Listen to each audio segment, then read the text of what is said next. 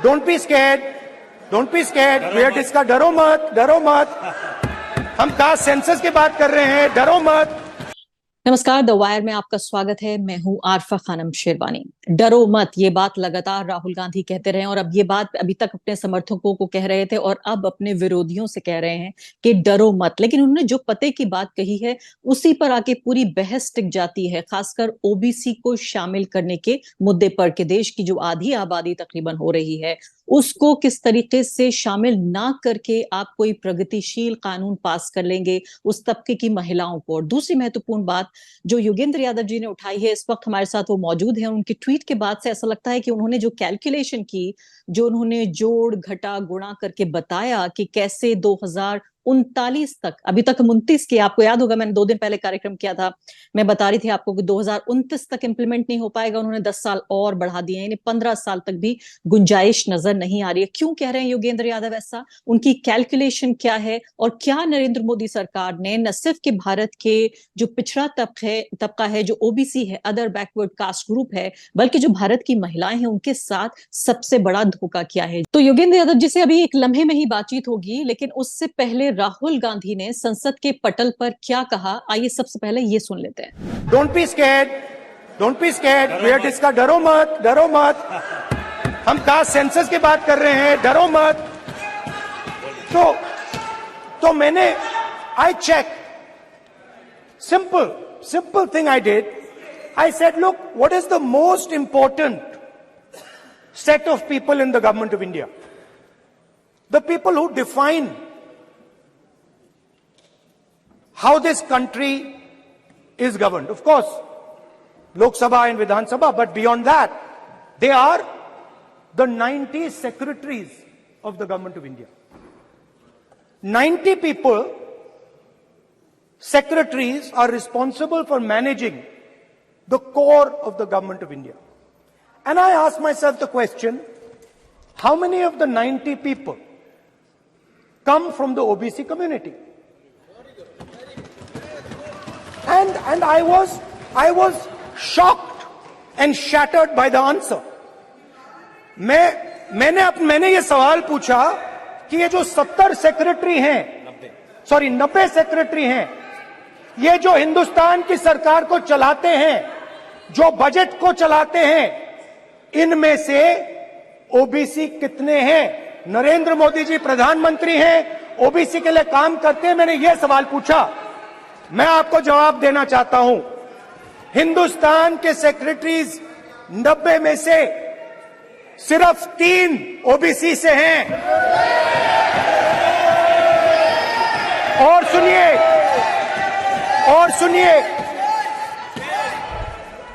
सुनिए, नहीं घबराइए मत, डरो मत। और सुनिए, ये जो सेक्रेटरीज हैं जो ओबीसी कम्युनिटी से हैं, ये हिंदुस्तान के सिर्फ 5% बजट को कंट्रोल करते हैं। मतलब अगर हिंदुस्तान का बजट 44 लाख करोड़ का है तो ये 2.47 लाख करोड़, मतलब 5% कंट्रोल करते हैं। और सुनिए, मैं कर रहा हूं, मैं वहीं आ रहा हूं।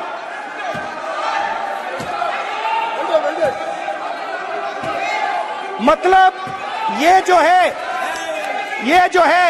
ओबीसी की बात नहीं सुनना चाहते, ओबीसी की बात नहीं सुनना चाहते।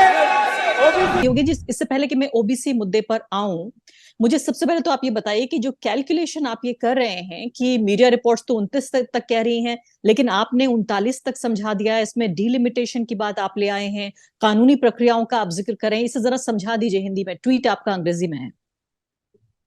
अल्फा जी, इस बिल को जब पहले बनाया गया, जब मेरे को पहले पता लगा कि ये होने वाला है, तो मेरे मन में आया कि चलिए देर आए दुरुस्त आए, 27 साल के बाद चलिए कर तो दी। लेकिन जब इसका ड्राफ्ट पढ़ा तो बिल्कुल साफ हो गया कि देर के बाद भी दुरुस्त नहीं।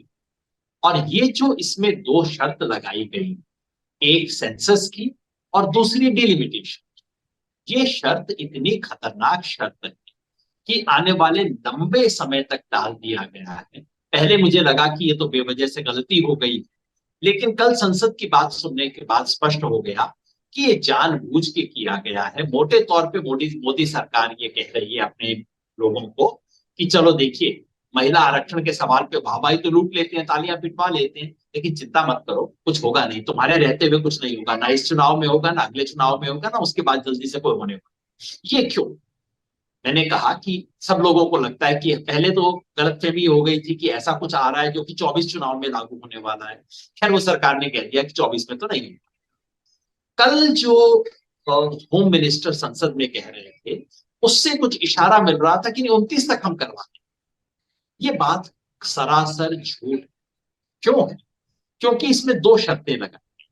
पहली शर्त ये है कि उससे पहले सेंसस हो, और दूसरी शर्त ये है कि उससे पहले डिलिमिटेशन।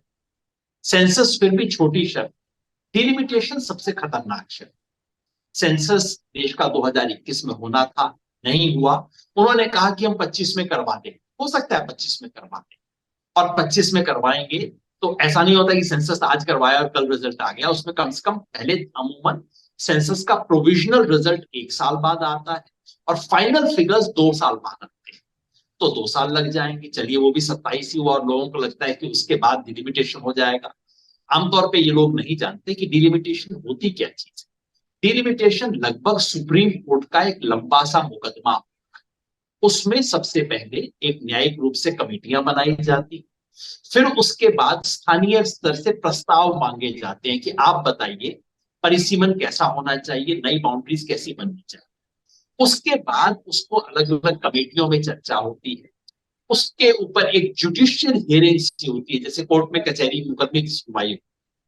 उसके बाद डिलिमिटेशन कमीशन अपना ड्राफ्ट पेश करता है, जिस ड्राफ्ट पे फिर आपत्तियां मंगवाई जाती हैं पूरे देश भर से। उन आपत्तियों पे चर्चा होने के बाद फिर डिलिमिटेशन कमीशन अपना फाइनल रिपोर्ट देता है। मिसाल के तौर पे आपको बता दूं, पिछली बार डिलिमिटेशन कमीशन 2002 में बना था, और उसने अपनी रिपोर्ट 2007 में दी थी। 5 साल 5 महीने लगे थे डिलिमिटेशन कमीशन को काम करने में। चलिए, इस बार कम करके आप 2-3 साल कर देंगे, तो तब भी 29 तक तो होने का कोई सवाल नहीं। और इस सब में हम एक बड़ा पेज भूल रहे हैं अल्फा। सबसे बड़ा पेज ये है कि इस वक्त संविधान में आर्टिकल 82 में लिखा हुआ है कि अगला डिलिमिटेशन तब होगा जब 2026 के बाद वाला जनगणना हो जाएगी। ये कोई एडमिनिस्ट्रेटिव सुविधा का मामला नहीं है, संविधान में लिखा हुआ है 2026 के बाद जब पहली जनगणना होगी, उसके परिणाम के आधार पर डिलिमिटेशन होगा। तो इसलिए 2025 में आप करवा भी लेते हैं तो उसका कोई महत्व नहीं है, उसके आधार पर डिलिमिटेशन आप नहीं करवा सकते। तो 2026 के बाद कब होगी? 2031 में। 2031 28 फरवरी को जनगणना देश में होगी, अभी जो रेलेवेंट है इस काम के लिए। जी, आप कहिए बहुत अच्छे लेटेस्ट टेक्नोलॉजी की मदद से आप 2032 तक उसके फाइनल फिगर्स ले आएंगे। उसके बाद आप डिलिमिटेशन कमीशन बनाएंगे। डिलिमिटेशन कमीशन अपनी पूरी कार्रवाई को जल्दी से जल्दी भी कर देगा, तो समझिए 2034 के मध्य तक कर देगा। ये तो मैं बहुत ही एक्स्ट्रॉर्डिनरी बता रहा हूं, जो चीज 5 साल में उसको आप 2 साल में करवा लेंगे तब होगा। उसके बाद देश भर की वोटर लिस्ट को बदला जाता है डिलिमिटेशन की रिपोर्ट आने के बाद, क्योंकि आपको कहना है कि ये वाला पोलिंग बूथ जो कल तक इस कॉन्स्टिट्यूएंसी में था, वो पलट के अब दूसरी कॉन्स्टिट्यूएंसी में आ गया। इसका मतलब है कि ये सारी प्रक्रिया में कम से कम 2035 हो जाएगा, जिसका मतलब है कि चुनाव 2039 का होगा। मैं तो इस आधार पर कह रहा हूँ। लेकिन युगेन जी कह रहे हैं वो मुझे बता दें कि भैया जल्दी कैसे हो जाएगा। लेकिन युगेन जी, आपके ट्वीट के ही नीचे एक और ट्वीट था कि भाई मोदी जी तो अपना कानून खुद निकालते हैं, वो इन सब कानूनों को क्यों मानेंगे? वो तो एक बार में ये कह देंगे कि भाई हम कोई भी नई प्रक्रिया लाकर, कोई भी गवर्नमेंट ऑर्डर लाकर हम इस सबको ध्वस्त करके और एक साथ जो करना चाहेंगे कर लेंगे। नरेंद्र मोदी अगर चुनकर आ गए दोबारा 2024 में, तो रास्ता तो निकाल लेंगे वो। अल्फा जी, उन्हें अगर रास्ता निकालना है तो उन्हें क्या करना होगा? उन्हें रास्ता निकालने के लिए देश के संविधान को एक बार फिर बदलना होगा। संवैधानिक, इसलिए मैं बता रहा हूं, ये कोई कानूनी अड़चन नहीं है, ये कोई एडमिनिस्ट्रेटिव अड़चन नहीं है, संवैधानिक है। यानी कि यदि इसको बदलना चाहते हैं अगर वो कहना चाहते हैं कि नहीं 2026 से पहले की जनगणना को भी स्वीकार कर लिया जाएगा, तो उन्हें ठीक इसी तरीके से दोबारा 2/3 बहुमत लोकसभा में, 2/3 बहुमत इसमें विधानसभा में, राज्यसभा में और देश की आधी विधानसभाओं में ये सब करना पड़ेगा। मेरा कहना है अगर यही सब बाद में करना है तो आज क्यों नहीं कर ले।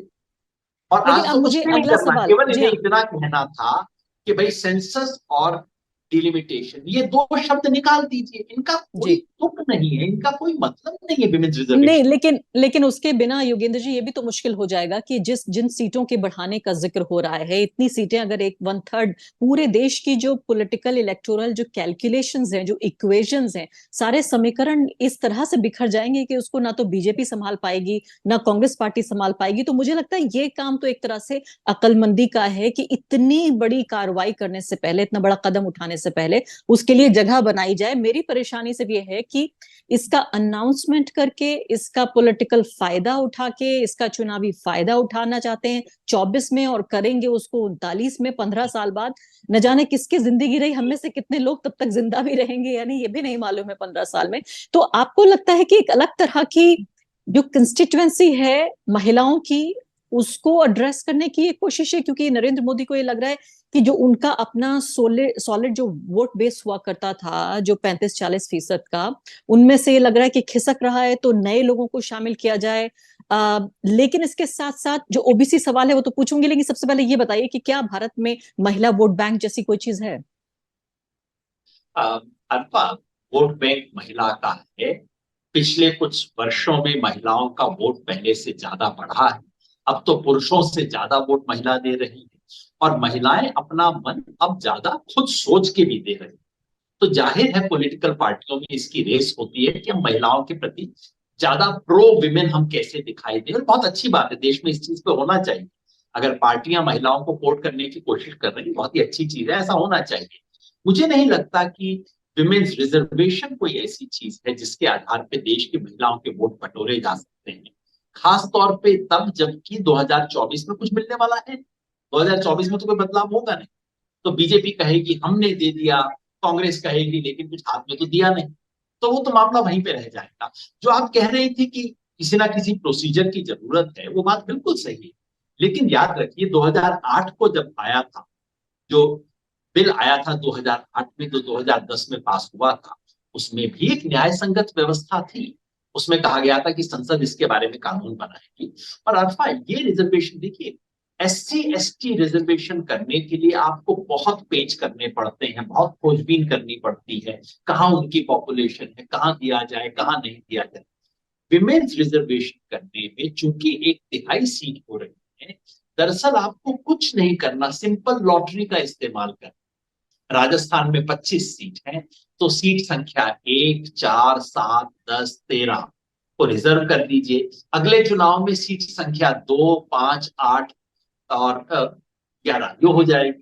केवल रोटेशन, सिंपल लॉजिक है, इसमें किसी सेंसस की आवश्यकता नहीं है, किसी डिलिमिटेशन कमीशन की आवश्यकता नहीं। तो एक योगेश जी, सिंगल अगर लाइन अगर का इसको, ऑर्डर पर्याप्त। जी हाँ, अगर इसको समझा जाए ठीक से, तो जो 15 साल का जो एक और क्लॉज है जिसे अंग्रेजी में सनसेट कहते हैं, यानी कि खुद ही ये लैप्स हो जाएगा 15 साल बाद, अगर कि इसको फिर से लोकसभा या फिर से संसद इसको नए सिरे से तरोताजा नहीं करती है, तो 15 साल में मान लेते हैं कि एक लोकसभा सीट में एक ही बार महिला के लिए आरक्षण होगा। जो 2008 का क्लॉज था उसमें बिल्कुल स्पष्ट लिखा था, बड़ी अच्छी व्यवस्था थी उसके अंदर। उसमें कई बाकी दिक्कतें थी, लेकिन व्यवस्था बड़ी स्पष्ट थी कि पहले साल में कॉन्स्टिट्यूएंसी नंबर 1 को रिजर्व महिला के लिए किया जाएगा, दूसरे साल में 2 को किया जाएगा, तीसरे साल में तीसरे को किया जाएगा। इस तरह से किया जाएगा ताकि 15 साल में देश की हर कॉन्स्टिट्यूएंसी को एक बार रिजर्व हो जाएगी। और कहा गया 15 साल में आरक्षण खत्म हो जाएगा, कम से कम अभी ये धारणा। सिंपल व्यवस्था है, इसके लिए आपको कोई विशेष निर्णय करने की जरूरत नहीं। लेकिन अब जो बिल आया बड़ा विचित्र है, इस बात पे लोगों ने ध्यान नहीं दिया है। ये बिल दो बातें कहता है, एक तो कहता है कि 15 साल में खत्म हो जाएगा, दूसरा कहता है कि रोटेशन हर बार नहीं हुआ करेगा, रोटेशन हर डिलिमिटेशन के बाद हुआ करेगा। डिलिमिटेशन कितने साल बाद होता है आजकल? 20 साल बाद, 30 साल बाद। तो एक तरफ कहता है कि रोटेशन होगा, दूसरी तरफ कहता है रोटेशन डिलिमिटेशन के बाद होगा, इसका मतलब नहीं होगा, 15 साल में तो नंबर नहीं आएगा। इस तरह की बिल्कुल अतार्किक बातें इस बिल के अंदर हैं। इसलिए मन थोड़ा वो होता है, एक तरफ तो उत्साह होता है कि चलिए महिला रिजर्वेशन 27 साल से गीता मुखर्जी ने कुछ कहा था वो चीज हो रही है, लेकिन जिस स्वरूप में हो रही है वो देख के बहुत दुख। अब दूसरा बहुत महत्वपूर्ण सवाल जिसको राहुल गांधी ने उठाकर, ऐसा नहीं है कि पहले लोग इस पर अपनी चिंता जाहिर नहीं कर रहे थे, लेकिन कांग्रेस पार्टी का रुख, और कभी कभी लगता है कुछ चीजें हास्यास्पद हो जाती हैं। आपको याद होगा 2013 में सिर्फ बिल के ना पास होने की सबसे बड़ी वजह ये थी कि कोटा विद इन कोटा चाहिए था। आरजेडी ने, समाजवादी पार्टी ने समर्थन नहीं दिया, लोकसभा से पास नहीं हुआ। आज वो बदली हुई कांग्रेस पार्टी है। 10 साल बाद राहुल गांधी ने जिस जोरदार तरीके से अपनी बात रखी है, वोट देने के बावजूद भी उन्होंने जिस तरह से इस पूरी जो कवायद है उसको एक तरह से हेडलाइन मिला दिया है। उनका ये कहना था, जो दर्शकों को सुनवाया भी हमने आपसे, आपके जरिए, कि 3 ओबीसी मिले उनको 90 जो बाबू हैं, जो ब्यूरोक्रेट हैं, उनके जरिए। इसका मतलब उन्होंने ये भी कहा कि भारत का जो पूरा बजट है उसका सिर्फ 5% कंट्रोल ओबीसी के हाथ में है। ये बहुत ही हैरानी की बात है, क्योंकि जिस तरह से जो खासकर जो कार्यकर्ता हैं और जो वो लोग हैं जो इस पूरी कवायद में लगे हुए, उनका ये कहना है कि अगर सेंसस होता है तो 51-52% हो सकते हैं ओबीसी। उनका ये मानना है, यानी भारत की आधी आबादी से ज्यादा ओबीसी हो सकते हैं। ऐसे में जो ओबीसी रिजर्वेशन है, पहली बात तो उसके फेवर में कितने आर्ग्यूमेंट्स हैं, क्योंकि लोगों का ये भी कहना है कि अगर ओबीसी को हम लेकर आएंगे तो कभी कर ही नहीं पाएंगे। देखिए, तो इसमें तो कोई संदेह नहीं है कि अगर महिलाओं के लिए आरक्षण होगा जनरल कैटेगरी, SC ST के लिए तो कोटा विद कोटा ऑलरेडी है, महिलाओं के लिए जनरल कैटेगरी में जब होगा तो उसमें ज्यादा अपर कास्ट महिलाएं आएंगी, इसमें कोई संदेह नहीं। और उसकी वजह से SC ST महिलाओं को कोई नुकसान नहीं होगा, नुकसान होगा तो ओबीसी महिलाओं को। तो ये बात सही। लेकिन दूसरी तरफ मैं ये भी सोचता हूं, जैसा डॉक्टर राम मनोहर लोहिया कहते थे कि औरत जिस भी जाति से वो शूद्र है, तो महिलाओं को एक विशेषाधिकार अगर दिया जा रहा है तो उसके अंदर मैं इसका समर्थन करता रहा हूं कि ओबीसी को मिलना चाहिए। लेकिन क्या ओबीसी रिजर्वेशन के सवाल पर महिला रिजर्वेशन को रोका जाए, जो कि शरद यादव जी ने किया था, मैं उससे सहमत नहीं हो पाता। और उस मायने में मुझे महसूस होता है कि ये एक कम से कम ठीक कदम है आज की तारीख में, कि कम से कम ये पास हो। अगर ये पूरा इस आधार पे रुक जाता कि भाई हम तो इसको रोक रहे हैं, इसको पास नहीं होने देंगे क्योंकि ओबीसी महिला के लिए नहीं किया गया, वो अच्छा कदम नहीं। लेकिन ये एक अलग बात। बड़ी बात यह है कि राहुल गांधी ने कल जो सवाल उठाया वो उनकी अपनी पार्टी की अतीत से बहुत अलग।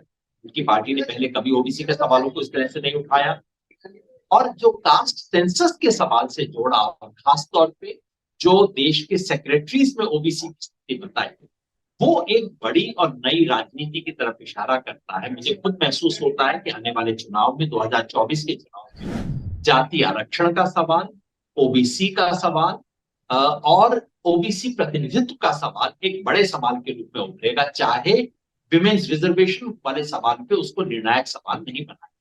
लेकिन योगेंद्र जी, एक जो आधा अधूरा सा इंसाफ, वो तो नाइंसाफी से भी ज्यादा बुरा माना जाता है। तो ये बताइए, इसमें जब देश की आधी आबादी की महिलाएं, आप खुद कह रहे हैं कि महिला अपने आप में शूद्र तो है, लेकिन मैं ये मान के चल रही हूँ कि ब्राह्मण, ठाकुर, ये तमाम समुदायों की ताकतवर महिलाएं, और खासकर शुरुआत में तो हम देखेंगे, अपने को मेरे ख्याल से बेवकूफ बनाने का भी फायदा नहीं है कि शुरुआत में तो पत्नियां ही आएंगी, बहनें ही आएंगी, बेटियां ही आएंगी, फिर हम उम्मीद ये कर सकते हैं कि अगले लॉट में एक ऑर्गेनिक लीडरशिप पैदा हो सकती है, जैसे हमने पंचायतों में भी देखा है। हमारे सामने ये इसका उदाहरण है। तो ऐसे में क्या ऐसे परिवारों की जो महिलाएं हैं, उनसे जो अपने पिछड़े तबके के लोग हैं, और साथ साथ मुझे जोड़ लेने दीजिए, उसमें मुस्लिम परिवारों की महिलाएं हैं या ईसाई परिवारों की महिलाएं हैं, क्या वो इसमें मुकाबला कर पाएंगी? नहीं कर पाएंगी। और इसका मतलब है कि शुरू में महिलाओं का कोटा इंट्रोड्यूस करने से संसद में ओबीसी की जो ओवरऑल स्ट्रेंथ है वो खासा कम होगी, इसके बारे में कोई संदेह नहीं है, ये बात है। मैं केवल ये कह रहा था कि यदि मुझे संतुलन करना हो दो चीजों, और अगर मुझसे कोई कहे कि क्या महिलाओं के रिजर्वेशन में ओबीसी कोटा होना चाहिए, मैं कहूंगा हाँ। अगर मुझसे पूछे कि अगर ना हो तो क्या महिलाओं के कोटा को रोकना चाहिए, तो 27 साल इंतजार करने के बाद अब मैं इस मूड में आ गया इस अवस्था में पहुंचा हूं कि अब होने दो, जैसे भी हो जाए, जैसे भी आधा अधूरा 2039 के लिए बात करके कर रहे हैं, जैसे हो एक बार किसी चीज को कागज पे आने दो, उसके बाद सुधार किया जाएगा, कुछ और कर लेंगे। नहीं तो ये तो अगले 50 साल तक टल जाएगा, कम से कम मुझे इस चीज का डर। इसलिए लेकिन आज जब ये लेकिन ओबीसी को शामिल कर लेने में क्या दिक्कत है? दिक्कत नहीं, अच्छा रहता। उसमें सिर्फ दिक्कत ये कि इसके बारे में राजनीतिक सहमति बनाना आज की तारीख में मुझे संभव नहीं लग रहा। और दिक्कत ये भी है कि कांग्रेस इस सवाल पे बहुत ज्यादा ऊंचा बोल नहीं सकती, क्योंकि कांग्रेस इस पोजीशन नहीं। पहले आपने जो खुद ही बताया, कांग्रेस कहती थी कि ओबीसी को शामिल नहीं किया जाता, और शरद यादव कहते थे कि ये बगैर हम होने नहीं देंगे, दूसरी पार्टियां कहती। तो आज कांग्रेस यदि पलट के कहती है, हालांकि बीजेपी को कभी कंसिस्टेंसी की चिंता नहीं रहती, कांग्रेस को थोड़ा सा कंसिस्टेंसी की चिंता रहती है, तो आज कांग्रेस कहे तो वो ठीक नहीं लगेगा, और इस आधार पे रोके तो फिर ये इंप्रेशन ये जाएगा कि आप महिलाओं को देना नहीं चाहते। वो युगल जी, अब एक एक और आर्ग्यूमेंट इसमें यह है कि ये मान लेते हैं कि अब पुरुषों की जगह महिलाएं आएंगी, आप खुद इस बात को कबूल कर रहे हैं कि हाँ बढ़ जाएगा इस तरफ अपर कास्ट लोगों का जो एक रिप्रेजेंटेशन है।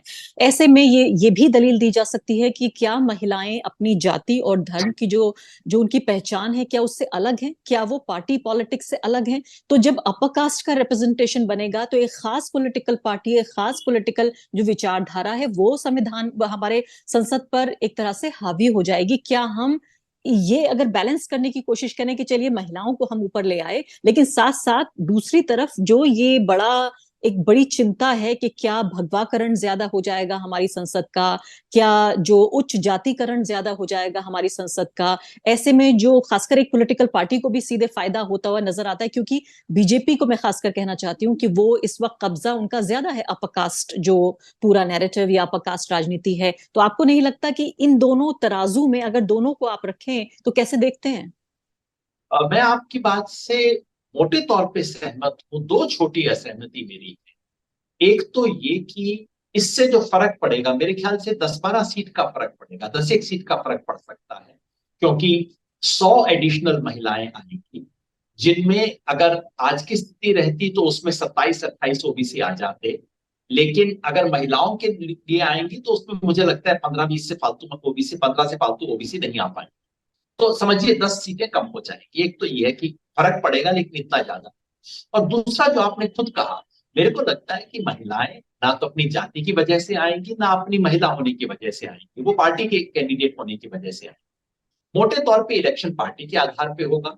इसलिए अगर पार्टी तो इससे बीजेपी को बतौर पार्टी फायदा होगा, ये मुझे क्लियर नहीं। हाँ, जो ओवरऑल सोशल कॉम्पोजिशन है वो थोड़ा सा अपर कास्ट के फेवर में टिल्ट करेगी, लेकिन अब ये तमाम जो पार्टियां हैं, ओबीसी की पार्टियां हैं, थोड़ा उनके ऊपर भी जिम्मेवारी बनती है कि भाई अपनी टिकटें आप ठीक ढंग तरीके से दें। तो इससे केवल बीजेपी को फायदा होगा, ये बात सही नहीं। और लेकिन मैं फिर एक बार अंडरलाइन कर दूं, मैं विमेन्स रिजर्वेशन में ओबीसी रिजर्वेशन के खिलाफ कतई नहीं। मैं केवल कह रहा हूं कि इस आधार पर अब इस बिल को रोका ना जाए। 27 साल से हम इंतजार कर, जी, लेकिन अब वो अधूरा होने सा इंसाफ योगेंद्र जी। इसके अलावा ये भी बताइए कि असदुद्दीन ओवैसी ने ये बात कही, लेकिन मेरी भी ये चिंता है कि खासकर अल्पसंख्यक समुदाय से आने वाली महिलाएं, सबसे पहला अधिकार तो उन लोगों का है कि अगर कोई ऐसी प्रोग्रेसिव चीज हो रही है, प्रगतिशील चीज हो रही है, क्योंकि दबी कुचली हैं ज्यादा महिलाएं। हम कहते हैं कि अगर आप कंपैरिजन करना चाहें जो अपर कास्ट महिलाएं उनके साथ, मैं तो कहती हूँ बैकवर्ड महिलाओं के साथ भी अगर आप कंपैरिजन करें, तो इधर मुस्लिम महिलाओं का, और खासकर एक ऐसी पार्टी जो कहती है कि हम बहुत बड़े वकील हैं हम मुस्लिम महिलाओं के, ऐसे में उम्मीद ये कर रहे थे कि जब चलिए पुरुषों से आपको समस्या है तो महिलाओं को कम से कम आगे बढ़ाया जाता। ऐसे में जो रिप्रेजेंटेशन है न सिर्फ कि मुस्लिम महिलाओं का बल्कि ओवरऑल जो मुस्लिम रिप्रेजेंटेशन है उस पर भी असर पड़ेगा, ये भी एक बड़ी चिंता है। जो बात मैंने ओबीसी के बारे में कही वो और भी ज्यादा स्ट्रांगली मुस्लिम्स के केस में अप्लाई करती है, मुस्लिम महिलाओं के केस।